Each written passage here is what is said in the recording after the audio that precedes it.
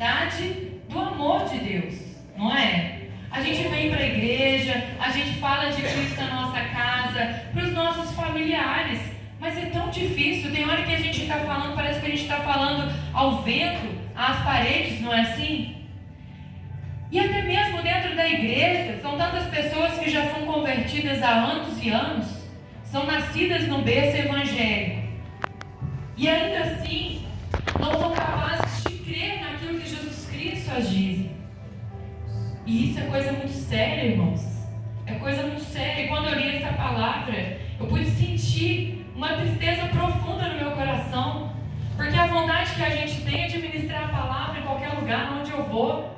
Eu estou levando a palavra porque foi a palavra que me salvou, a palavra que é viva, que é gloriosa, essa palavra que nos alimenta a cada dia. E a gente quer que todo mundo tenha essa paz, não é? E infelizmente não é assim. E eu me questionei a Deus diante dessa palavra, assim, meu Deus, mas o Senhor é tão poderoso, o Senhor é tão grandioso, meu Pai. Por que o Senhor não faz com que cada pessoa abra a sua mente, o seu coração para poder entender a tua palavra? E eu venho durante toda essa semana questionando a Deus acerca disso, acerca dessa impotência que nós temos de dizer, e tão somente dizer, e as pessoas não conseguirem acreditar e alcançar aquilo que a gente está dizendo e pregando sobre Jesus Cristo. E isso é tão sério, tão triste. E eu vim refletindo, né? Pensando ao longo dessa semana, porque quando o pastor João me convidou, Deus já vinha trabalhando em mim, tudo isso, todos esses questionamentos. E é incrível, porque Deus, Ele nos dá a palavra, a vivência da pregação antes da gente pregar, porque Ele tem algo especial na vida de cada um, né? E eu vim questionando ao longo dessa semana o porquê de Jesus com tamanho poder, com tamanha sabedoria. Jesus não precisa nem estalar o dedo, gente. O próprio pensar de Jesus Cristo, que dirá o falar de Jesus, é tão poderoso para poder alcançar o mundo inteiro e retirar toda a maldade, aniquilar o mal, não é? Só que vem alguns questionamentos sobre nós, coisas profundas que às vezes a gente não é capaz de entender. E aos poucos Deus, Ele vai liberando o teu mistério aos nossos corações, porque sim, Deus é um Deus de clareza, Deus é um Deus que ainda se revela aos nossos corações. Que bom, que alegria. Mas Deus é um Deus tão bondoso que Ele quer que nós, do nosso próprio coração, estejamos atentos à voz dEle. Por isso que eu não consigo me achegar em ninguém, por mais que eu fale do amor de Deus. Mas se a pessoa não abrir o teu coração, essa palavra não vai surtir o efeito que precisa ser feito na vida da pessoa. Porque Deus, Ele nos deu o livre-arbítrio. E nessa segunda-feira, o pastor Nilson nos convidou para estar ali na igreja, né, missão ali no Paraíso do Sol, e nós fomos lá. E ele estava ministrando a respeito do calvinismo, né, dos pontos do calvinismo, e fala sobre a livre agência e a diferença entre a livre agência e o livre-arbítrio. Eu achei tão interessante, tão profundo a gente entender acerca da graça, e é tão maravilhoso a gente compreender o tamanho, a dimensão de tudo que Deus tem para nós. A livre agência, né, para quem acredita, né, em Calvino, vem dizer que nós, né, através do pecado de Eva e Adão, nós somos mortos, e mortos nós devemos continuar, a não ser aqueles que foram predestinados a serem alcançados pela graça. Mas a gente é fadado a viver uma vida morta, a viver sob o pecado, a carregar a cruz do pecado a cada dia, a cada instante. Mas o livre-arbítrio, segundo vem explicando a doutrina que segue a nossa igreja, a Assembleia de Deus, o arminianismo, vem falando o quê? Que nós, uma vez salvos, nós temos a liberalidade de escolher entre o bem e o mal. Cabe a nós escolher entre o bem e o mal. E o nosso Senhor Jesus Cristo, Ele vem falando muito isso na Bíblia. Tanto que lá em Atos dos Apóstolos, capítulo 17, a partir do 30. Glória a Deus. Eu vou ler um pouquinho antes, a partir do 26. Atos 17, 26. Vamos acompanhar essa leitura comigo, amém? Paulo, ele estava ministrando essa palavra lá em Atenas. Aquele povo tão idólatra, né? E é tão difícil, né? Às vezes a gente convencer quem é idólatra, porque ele já tem toda uma raiz, ele já tem tudo impregnado dele, tudo aquilo que ele quer acreditar. E é muito difícil você desfazer o conhecimento de alguém e plantar a verdade no coração da pessoa, né? E ele vem nos falando lá no 26. E de um só sangue fez toda a geração dos homens para habitar sobre toda a face da terra, determinando os tempos já dantes ordenados e os limites da sua habitação, para que buscassem ao Senhor, se porventura tateando, o pudessem achar, ainda que não está longe de cada um de nós, porque nele vivemos, nos movemos e existimos, como também alguns de vossos poetas disseram, pois somos também sua geração. Sendo nós, pois, geração de Deus, não havemos de cuidar que a divindade seja semelhante ao ouro, à prata ou à pedra esculpida, por artifício e imaginação dos homens. Mas Deus, não tendo em conta os tempos da ignorância, anuncia agora a todos os homens, e em todo lugar que se arrependam. Glória a Deus. Deus, Ele nos dá a chance de nos arrependermos. A escolha de arrepender, de querer assumir uma vida em santidade é nossa. Aqui está demonstrado que Deus, Ele nos concede o quê? O livre arbítrio. Podemos nós, Deus, Ele coloca em nossas mãos, em nosso pensamento, em nosso coração o quê? O poder de escolher a quem nós vamos servir. Eu quero ser má ou eu quero ser boa? Quem eu quero ser? E eu quero deixar essa pergunta hoje para a reflexão de vocês. Quem vocês querem ser? Será que a gente tem parado para poder pensar de fato em quem a gente quer servir? Se nós estamos nos bons caminhos ou se nós estamos nos maus caminhos? Será que essa dúvida, esse questionamento tem sido parte da nossa vida? Porque o que eu vejo é uma sociedade totalmente mecanizada, até mesmo na igreja, principalmente na igreja. A gente vê a pessoa entrando por essa porta, seguindo todo o rito do culto, levantando, sentando, abrindo a boca para ela poder louvar, mas saindo não somente só palavras da boca, mas e o verdadeiro louvor, a verdadeira adoração e a verdadeira vida cristã, a verdadeira comunhão entre os irmãos. Será que nós estamos vivendo de fato o Evangelho? A nossa irmã Sueli veio falar a respeito do esfriamento das igrejas, das pessoas que estão dentro da igreja. Isso é muito sério. Isso é muito sério. Porque o nosso Senhor Jesus, Ele está presente, Ele quer falar. Mas será que nós estamos ouvindo? Ou será que a gente está que nem aquele povo que estava jogando Jesus lá no Sinédrio? Jesus, ele não quis falar. O próprio Jesus não quis falar àqueles homens. Por quê? Porque seriam vãs as suas palavras. Eles não iam acreditar. Eles não estavam dispostos a ouvir a palavra de Deus.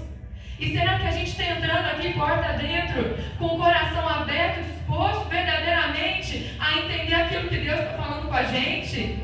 Ou será que a gente é só um número que a gente vem, senta na cadeira e faz o nosso papel de crente e vai embora para casa e continua tudo do mesmo jeito? Só que não há mais tempo, igreja. O que Deus quer nos dizer é que não há mais tempo. Não há mais tempo.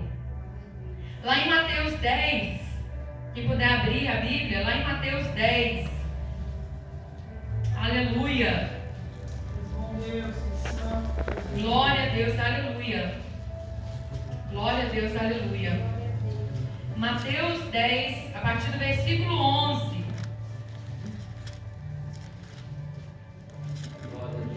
Glória a Deus, aleluia. O Espírito Santo que vem nos guiando aqui hoje nessa noite. Capítulo 10, a partir do versículo 11. Ele vem explicando aos apóstolos como seria o evangelismo. E muitos eram muitas eram as dúvidas e os questionamentos, né, acerca de tudo. Você chegar na casa de alguém para poder falar de Jesus, você depende de muitas pessoas. Você entra em lugares em que você não é recebido, assim como você também entra em lugares que é bem recebido e que as pessoas ouvem e de fato há transformação. E Jesus vem explicando a eles, né, a partir do 11: e em qualquer cidade ou aldeia que entrardes, procurai saber quem nela seja digno, e hospedai-vos aí, até que vos retireis. E quando entrardes em alguma casa, saudai-a. E se a casa for digna, desça sobre ela a vossa paz. Porém, se não for digna, torne para vós a vossa paz. E se ninguém vos receber, nem escutar as vossas palavras, saindo daquela casa ou cidade, sacudi o pó de vossos pés. Em verdade vos digo que no dia do juízo haverá menos rigor para o país de Sodoma e Gomorra do que para aquela cidade. E isso daqui é sério. Isso daqui é sério. Assim nós estamos nos dias de hoje. Às vezes a gente está dentro da igreja e tem pessoas que são tão difíceis de lidar. A gente vai evangelizar, a gente tem a nossa família que às vezes que não é convertida. E a gente está pregando a verdade, a gente está falando o Evangelho, ensinando de acordo com o que o nosso Senhor Jesus Cristo põe no nosso coração para poder ser dito, pregando a própria palavra de Deus. Mas existem muitas pessoas que não estão dispostas a ouvir. Mas e aí, o que eu devo fazer? Eu devo insistir? Segue adiante, crente. O mar é grande, o mar é imenso. Existem muitos peixes para serem alcançados, muitas almas sedentas lá fora do amor de Deus. E às vezes a gente acha que a gente vai conseguir converter a pulso, a força, a pessoa, mas a gente não é capaz. A gente é capaz de falar do amor de Jesus, mas se a pessoa estiver disposta a abrir o coração, ela vai abrir o coração, mais cedo ou mais tarde. Mas o próprio Jesus Cristo está ensinando o que aqui os apóstolos? Eles devem ficar naquela cidade se humilhando, insistindo? Não, a obra é vasta. Sacode a poeira dos teus pés. Porque quem vai tratar com esse povo? Vai ser o próprio Deus. Se eu ouvir a palavra de Deus e eu não quis ser transformada pela palavra de Deus, eu fui capaz de ter o ouvido atento ao ouvido que foi pregado, mas eu não quis ser transformado e não aceitei a transformação, quem vai tratar comigo? Vai ser o próprio Deus. E Deus ele trata. E Deus ele faz questão de tratar.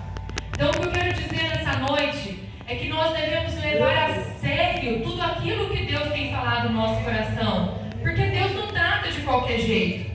Se Deus ele tem um propósito na vida de alguém, já foi pregado o Evangelho, já foi ministrado o Evangelho, já foi, às vezes, disciplinado, corrigido, porque a igreja é para isso. Eu entendo a igreja como um hospital. A gente chega aqui destruído, mas a gente vai sendo moldado de acordo com a vontade de Deus. E cada culto, e cada ministração, e cada louvor, Deus ele vai moldando o nosso coração.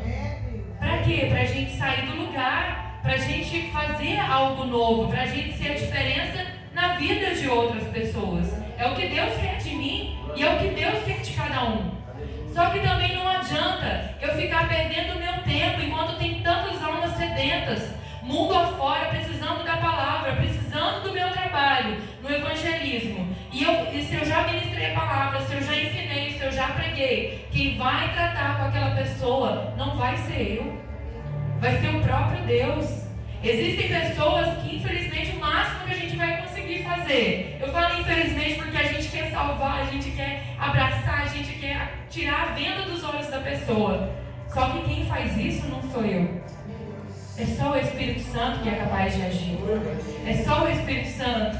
E Deus é educado, o Espírito Santo é educado. Nosso Senhor Jesus Cristo, ele bate na porta.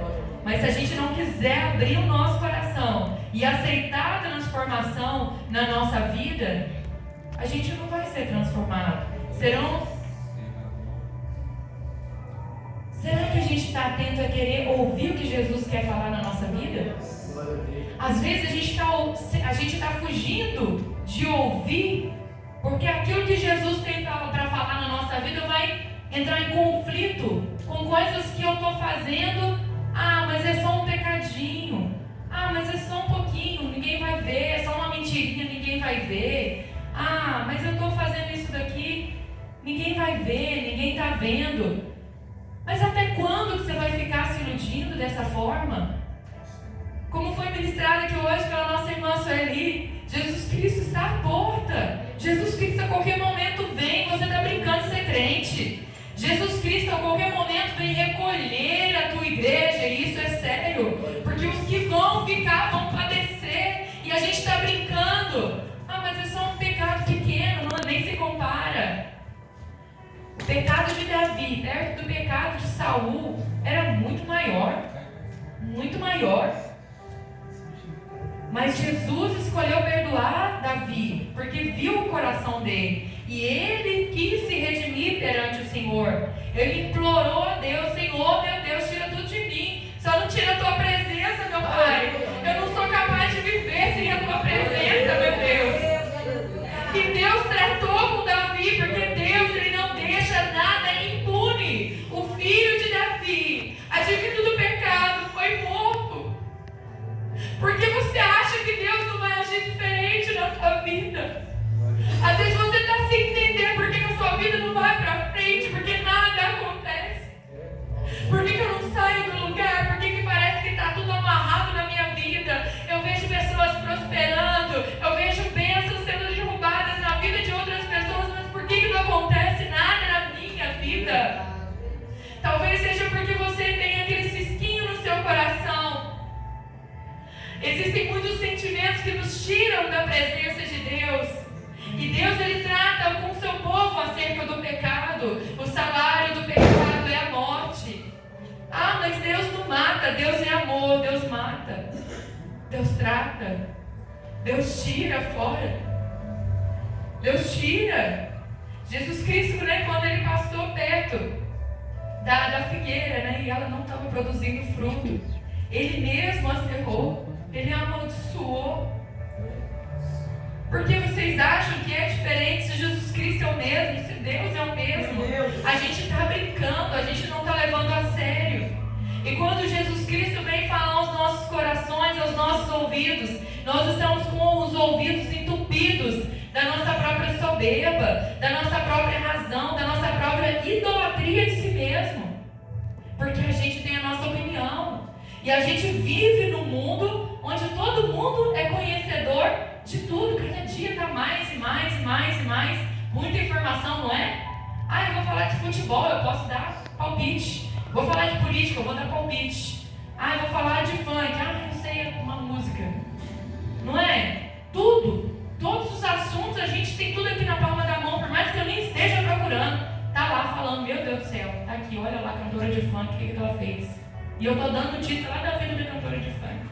Porque tá tudo na mão, o tempo todo, o tempo inteiro.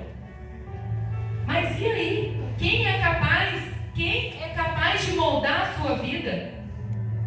Quem é capaz de moldar a sua vida? Se não você. Começa com você, começa comigo.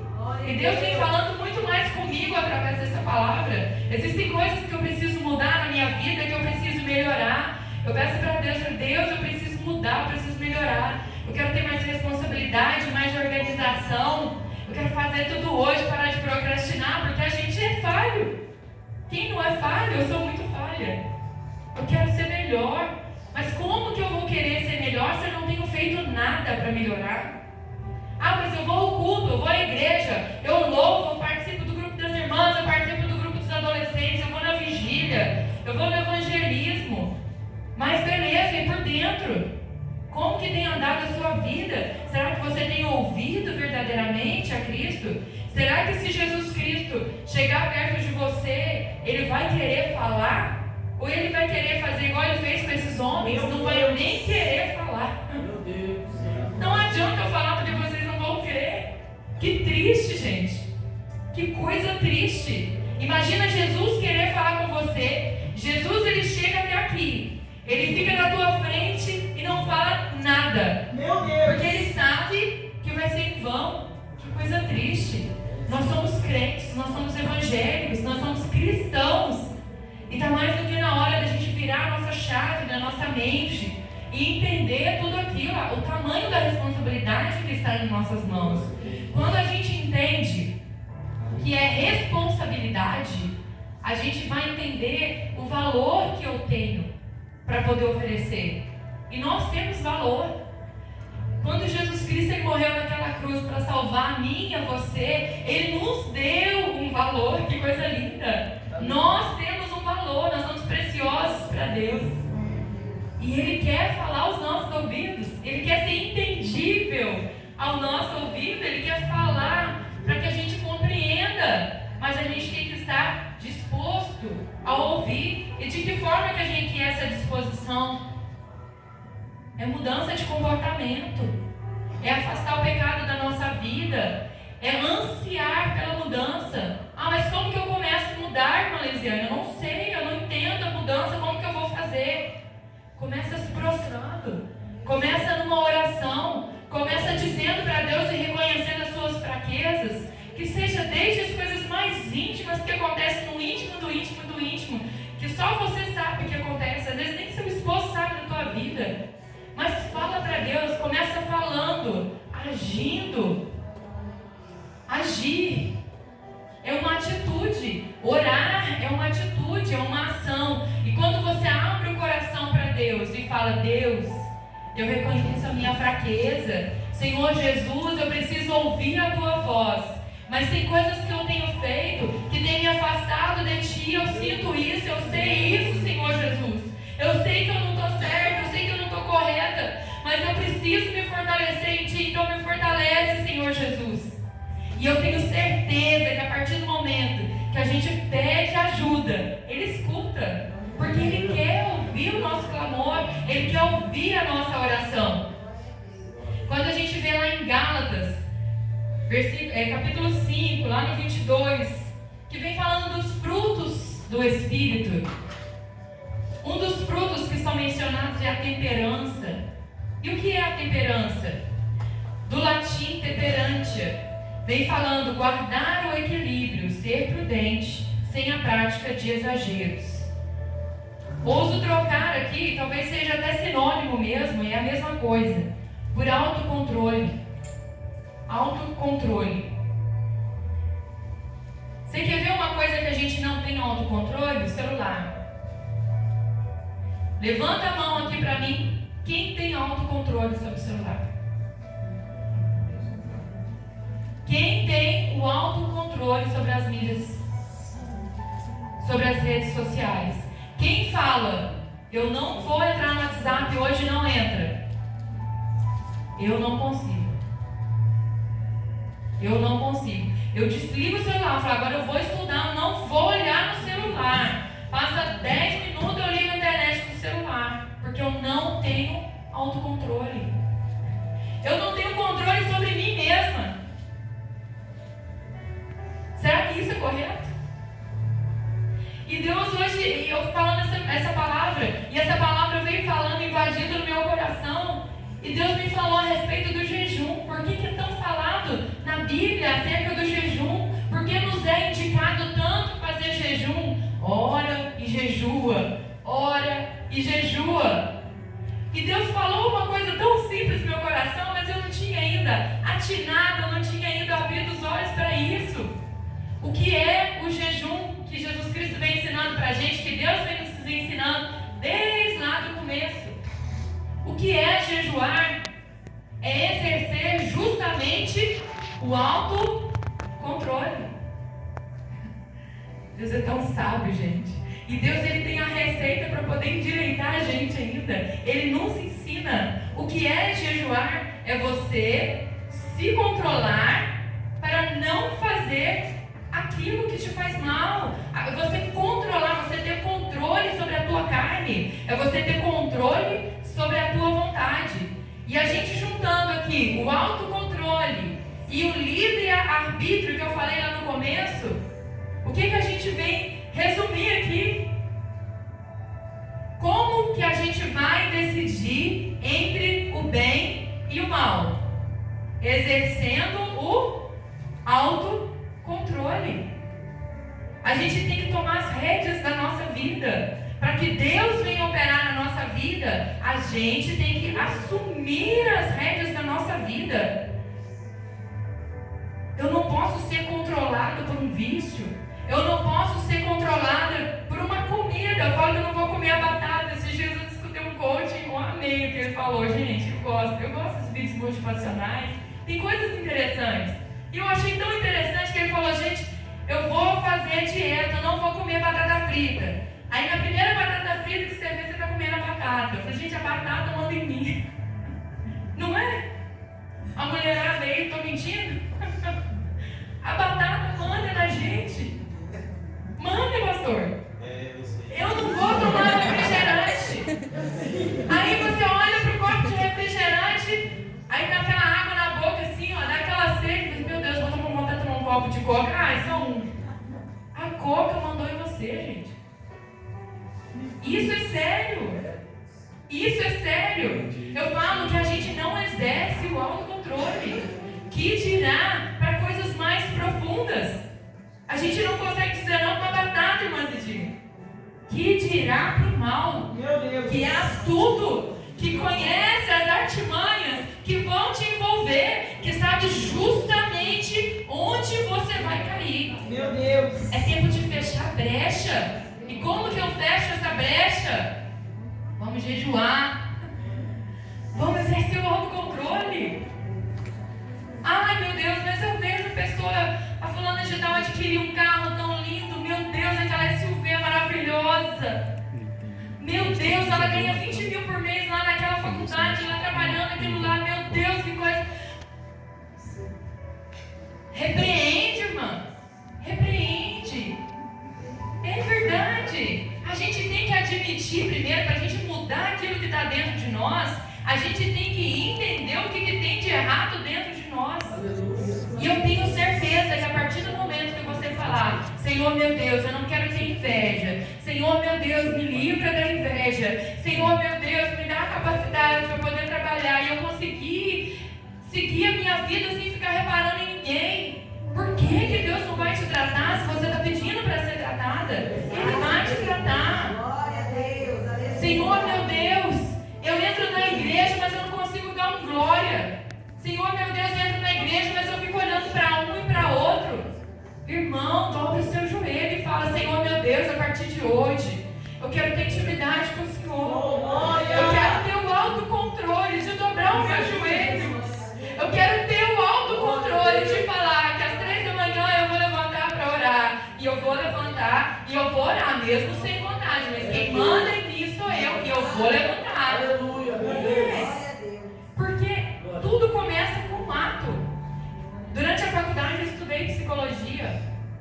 E um dos livros que eu li foi O Corpo Fala. E uma coisa que eu achei muito interessante é que vem falando, o corpo fala. Por exemplo, a pessoa que anda prostrada, né, com o peito, né, prostrado, é uma pessoa que não confia em si mesma. A pessoa que anda com a pelvis assim, em evidência, é uma pessoa muito instintiva, uma pessoa que não tem autocontrole na vida dos instintos, na vida sexual e muito mais. Ah, se uma pessoa está aqui parada e está com o pé virado para o lado da porta e conversando com você e para o lado da porta, é porque ela quer ir embora, não quer com você.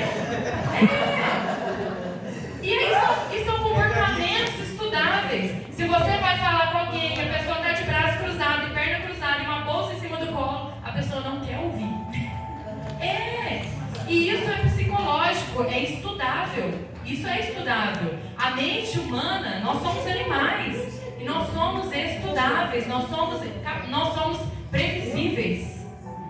E uma das coisas que me chamou a atenção lendo esse livro é que, se eu estou desanimada, eu não confio em mim mesma, mas eu passo a adotar a postura de alguém que confia em si mesmo, automaticamente eu estou dizendo para minha mente para ter o quê? Eu tenho que ter confiança. Então, você, através do seu comportamento, do seu corpo, você é capaz de dizer para a sua mente aquilo que você quer ser. E isso é o quê? Autocontrole.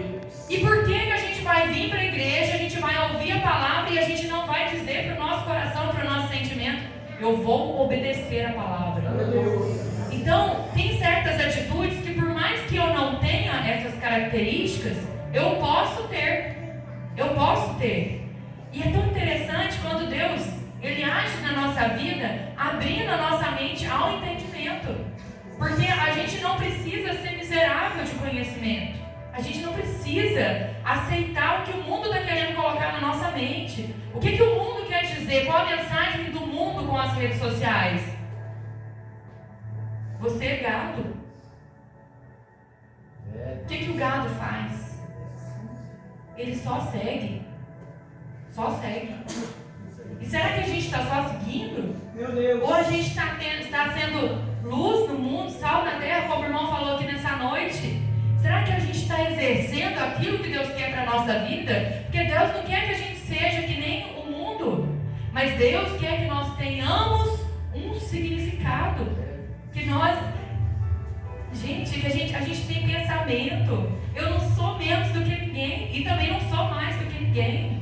Mas nós somos irmãos em Cristo.